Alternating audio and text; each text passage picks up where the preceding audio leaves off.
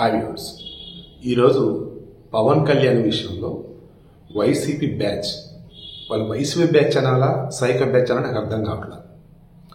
ఎందుకంటే జగన్ మెప్పు పొందడం కోసం వాళ్ళ జీవితాలను నాశనం చేసుకుంటున్నారు.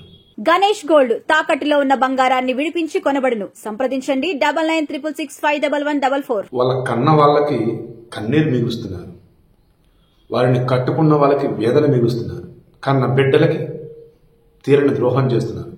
అంతిమంగా వారి జీవితం సర్వనాశనం చేసుకుంటున్నారు. ఇంత పెద్ద పెద్ద డైలాగులు వాడుతూ మరి ఈ వీడియో స్టార్ట్ చేశాను అంటే దీన్ని బట్టి మీరు అర్థం చేసుకోండి. జగన్మోహన్ రెడ్డి అధికారంలో ఉన్నన్ని ఆ 5 సంవత్సరాలు కూడా 2019 నుంచి 2024 మధ్యకాలంలో నాను వైసీపీ వాళ్ళని తిడితే జగన్ నుంచి ఏదో గిఫ్ట్, ఏది మంత్రులకి, ఎమ్మెల్యేలకి, ఎంపీలకి. అదే నార్మల్ ఓటర్లు, కార్యకర్తలు ఎవరైనా ఆ రకంగా చేశారనుకోండి, నాను వైసీపీ వాళ్ళని తిడతామో లేదన్నప్పుడు వాళ్ళకి సంబంధించిన దిక్కుమల్ల పోస్టులు పెడితే చేస్తే పేటీఎం నుంచి డబ్బులే లేదు. లేదు ఈ మధ్య ఉన్నటువంటి సైకో బ్యాచ్ ఉంటారు కదా, అరే ఏదో రోజు నేను జగన్ కల్పిస్తాను రా అని హడావుడి, ఇంక సాయంత్రం ముందు ఇక నానా హడావుడి, ఇంక చెత్తా చెదారని బోల్డ్. 5 సంవత్సరాల పాటు టీడీపీ కానీ జనసేన వాళ్ళు కానీ ఇన్ని బాధలు పడి ఉంటారు. పవన్ కళ్యాణ్ కానీ, లోకేష్ కానీ, చంద్రబాబు కానీ, తర్వాత ప్రజెంట్ హోంమంత్రి అనిత కానీ, అంటే తప్పిస్తే అప్పుడు ఆమె పాప ఎమ్మెల్యే కూడా కాదు, వీళ్ళకి చాలా మంది, ఎంతమంది ఇన్ని రకాలుగా ఒరే పాపాత్ములారా ఏం పోస్టులు పెడుతున్నారా మీరు, ఒరే ఇంట్లో ఆడవాళ్ళ మీద, ఇంట్లో పిల్లల మీద ఏం పోస్టులు పెడుతున్నారా, మార్ఫింగ్లు ఏంట్రా, పోతారా, తప్పురా, రేపు మేము అధికారంలోకి వస్తే ఊరుకునేది ఎదురా అని చెప్పేసి అన్నారు. అధికారంలోకి వచ్చారు కదా కూటమి వాళ్ళు, వచ్చినప్పటి నుంచి కూడా అన్నీ కూడా ఫిల్టర్ చేస్తున్నారు కదా. అలాంటప్పుడు ఏం చేయాలండి, జగన్ మెప్పు పొందాలని చెప్పేసి దిక్కుమలని మార్ఫింగ్ ఫుట్టలు పెట్టే సైలెంట్ అవ్వాలి. ఆహా, పవన్ కళ్యాణ్ తన భార్య అన్నాలిసినోవా అండ్ కొడుకు అఖీరా, వీళ్ళంతా ఇంక్లూడింగ్ త్రివిక్రమ్, వీళ్ళంతా కలగలిసి మొన్న మహాకుంభమేళ పుణ్యస్నానాలు ఆచరించారు. ఆ సమయంలో పవన్ కళ్యాణ్ వచ్చేసి జన్యంతో ఉన్నాడు, పైన షర్ట్ తీసున్నాడు.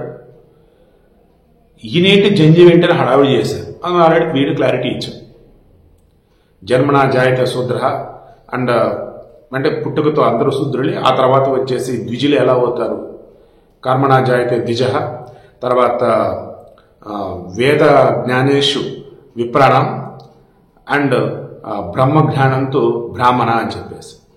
సో అందులో క్లియర్గా ఏం చెప్పాము, ఒరే నాయన, బ్రాహ్మణులు, వైశ్యులు, క్షత్రియులు మాత్రమే జన్యం ధరించడం కాదు, అది యజ్ఞోపవేతం. ఎవరైతే రాజ్యపాలన సాగిస్తారో అర్హత ఉంది, ఎవరైతే ఆ సిస్టమ్ ఏదైతే ఉంటుందో, ఏది యజ్ఞోపవేతం ధరించడం ముందు గురువు చెప్తాడు, ఇక నుంచి నీ ఇదిగో ఇలా ఉండాలి, ఇలా ఉండాలి అని.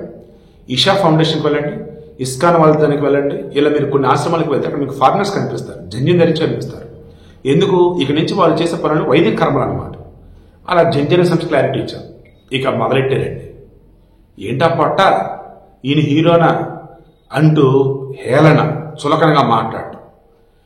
అది హర్షారెడ్డి అని చెప్పేసి చిత్తూరు చెందినటువంటి ఒక వ్యక్తి ఏకంగా ట్విట్టర్లో ఏం పెట్టాడు, సంపూర్ణేషన్ బాబుని తీసుకొచ్చి, పవన్ కళ్యాణ్ తీసుకొచ్చి చాలా ఎటకారంగా వరస్ట్గా పోస్టులు పెట్టాడండి. ఎంత దారుణమండి అసలు అది. అధికారంలో ఉన్నారే వీళ్ళు, వీళ్ళని ప్రతిపక్షంలో ఉన్న వాళ్ళు లేదంటే ఖాళీగా ఉన్న వాళ్ళు, పనికి ఉన్న ఏదైనా మార్ఫింగ్లు పెడుతూ లేదా అడ్డదండగా పోస్టులు పెడుతూ చూస్తూ ఊరుకుంటారా? చిత్తూరు, నెల్లూరు, తిరుపతి, బాపట్ల, విజయవాడ వరుస కేసులు ఫైల్ అయ్యాయి. ఐపీ అడ్రస్ పెట్టి బేస్ చేస్తే చిత్తూరు చెందినటువంటి హర్షారెడ్డి అని తెలిసింది. ఎక్కువైనా తర్వాత తిరుపతి వెస్ట్ పోలీస్ విభాగంలోకి వచ్చే ఏరియా, అక్కడ జగనన్న సైన్యం అని చెప్పేసి, జగనన్న సైన్యం, జగన్ సైన్యం ఒక అకౌంట్ అంట. వాళ్ళు ఏకంగా గబ్బుగా మార్ఫింగ్లు చేసి పోస్టులు మా ఫోటోలు వచ్చేసి చెత్తగా. ఇక అవి చూసాడు, దొరికితే చచ్చాడు అన్నట్టుగా ముందు కేసులు పెట్టేశారు. రోజు మీరు తొందరపడద్దు, చట్టం తన పని తను చేసుకుపోయింది, మా డ్యూటీ మేము చేస్తాం, కేసు ఫైల్ చేస్తాం, ఎక్కడున్నా సరే తీసుకొచ్చి లోపలేస్తున్నారా బాబు అన్నారు. ఇప్పుడు చెప్తున్నానండి, జగన్ బాగానే ఉన్నాడు కదా, జగన్ చుట్టూ తిన్న నాయకులు బాగానే ఉన్నారు కదా, ఒరే మీరెవరు అసలు, ఎక్కడి నుంచి వచ్చారు, అసలు మీరు ఏం చేస్తున్నారు, మీ జీవితాలు నాశనం అవుతారా? జగన్కి బోల్డ్ అంత ఆస్తుందిరా బాబు, ఆయన జైల్లో ఉన్న బిందాస్గా బతికేస్తాడు. మీ లైఫ్ అలా కాదు. ఓ కేసు ఫైల్ అయిందంటే గవర్నమెంట్ ఉద్యోగం రాదు, పాస్పోర్టులు రావు, వీసాలు రావు, మీ లైఫ్ ఇంకా ఇదైపోతుంది. ఎందుకు లేని పని చెప్పండి. రూలింగ్లో లేనప్పుడు వారిని నానా రకాల హింసలు పెట్టారు కదా, ఇప్పుడు వాళ్ళు రూలింగ్లో ఉంటే వాళ్ళని ఇప్పుడు ఇబ్బందులు పెట్టి మీరు ఏం సాధిస్తారా బాబు? అనవసరం మీ జీవితాలు స్పాయిల్ చేసుకోవడం కాకపోతే, మీ మీద డిపెండ్ అయినటువంటి వాళ్ళ ఆశీర్వాదం చిత్రం చేయటం కాకపోతే మారండ్రా, ఇకనైనా మారండ్రా. అయ్యా జగను, నీ దండం పెడతా స్వామి, ఓపెన్ స్టేట్మెంట్, ఒరే ఎవరు మార్ఫింగ్ చేసి పెట్టొద్దురా, ఎవరు దిక్కుమల పోస్టులు పెట్టొద్దురా, తప్పురా అని చెప్పేసి ఒక మాట చెప్పండి. కనీసం అప్పుడే మీ వాళ్ళు మారతారేమో. నేను చెబుతానంట, అటువంటి పోస్టులు నాకు కనపడకపోతే, అటువంటి పోస్ట్ ఫోటోలు నాకు కనపడకపోతే నాకు నిద్ర రాదు.